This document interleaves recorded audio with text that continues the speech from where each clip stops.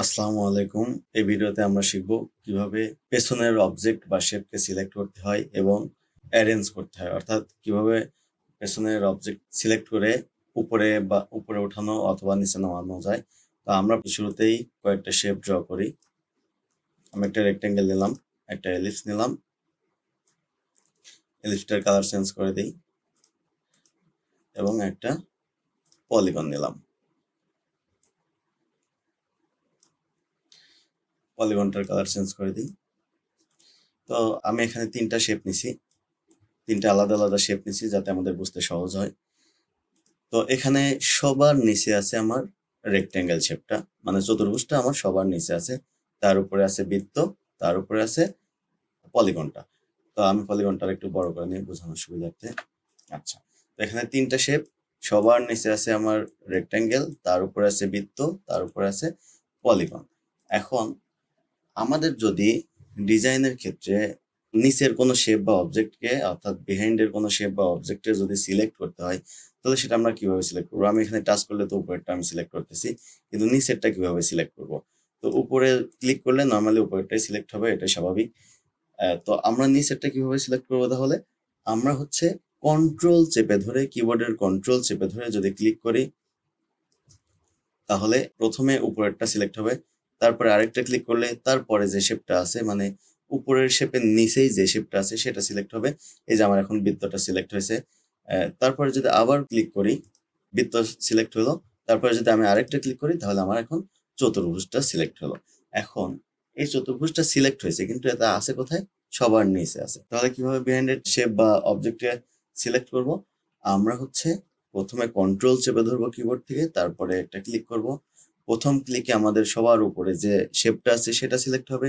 তারপরে আরেকটা ক্লিক করলে, কন্ট্রোল চেপে ধরে রাখছি আমি, আরেকটা ক্লিক করলে তারপরের যে শেপটা আছে সেটা সিলেক্ট হবে। আরেকটা ক্লিক করলে আমার সবার শেষের যে শেপটা আছে সেটা সিলেক্ট হবে। এভাবে আপনি যত পেছনে আপনার প্রয়োজন তত পেছনে যেতে পারবেন। কন্ট্রোল চেপে ধরে জাস্ট ক্লিক করতে থাকবেন। সে একটা একটা করে পেছনের অবজেক্টকে সিলেক্ট করতে থাকবে।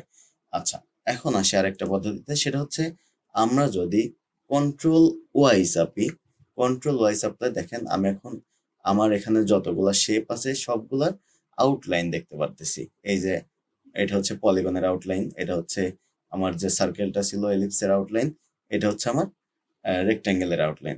তো আমি চাইলে কন্ট্রোল ওয়াইতে আউটলাইন ভিউ, কন্ট্রোল ওয়াইতে যে ভিউটা আসে আউটলাইন ভিউ, এই যে আমাদের এখানে লেখা আছে ডকুমেন্ট নেমের এখানে RGB/আউটলাইন।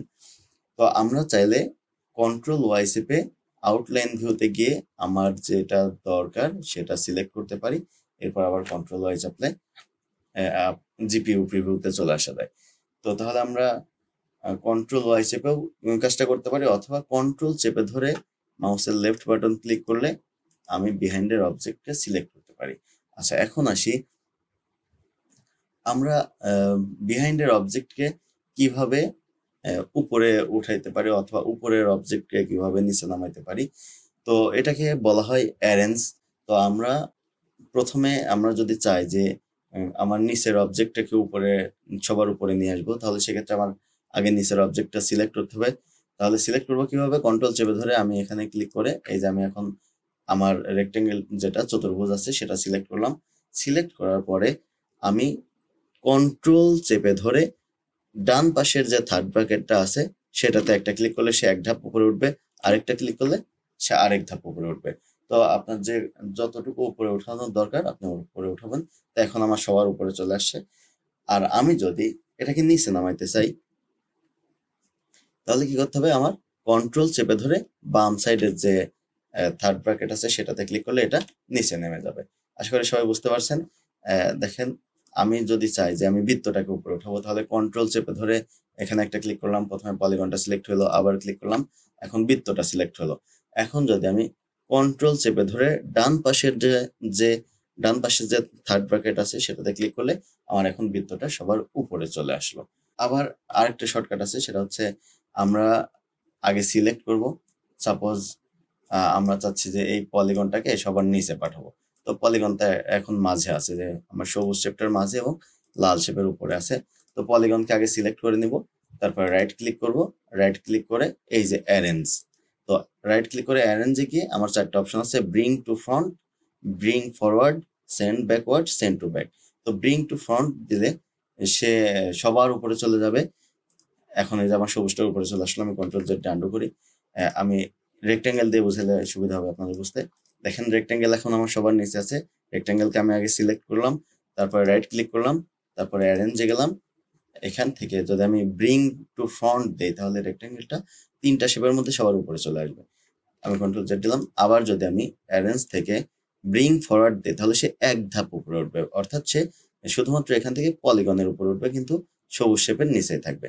আমি দিয়ে দেখাই, এই যে ব্রিং ফরওয়ার্ড দিলে সে শুধু পলিগনের উপরে আসছে, পলিগনের উপরে উঠছে, কিন্তু সবুজ সার্কেলের নিচেই রয়ে গেছে।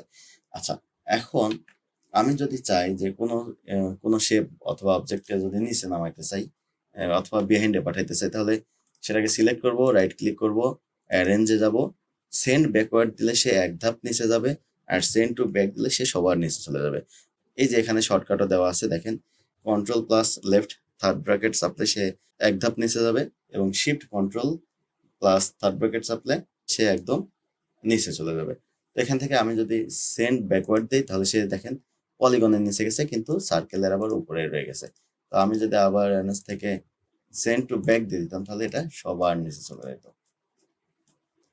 আমরা আরেকভাবে অ্যারেঞ্জ করা যায়, সেটা হচ্ছে শেপ বা অবজেক্টটা সিলেক্ট করবেন, আমাদের অবজেক্ট মেনুতে যাবেন, অবজেক্ট মেনুতে এখানে আমাদের অ্যারেঞ্জ অপশনটা আছে, রাইট ক্লিক করলে আমরা যে অ্যারেঞ্জ পাই একই জিনিস।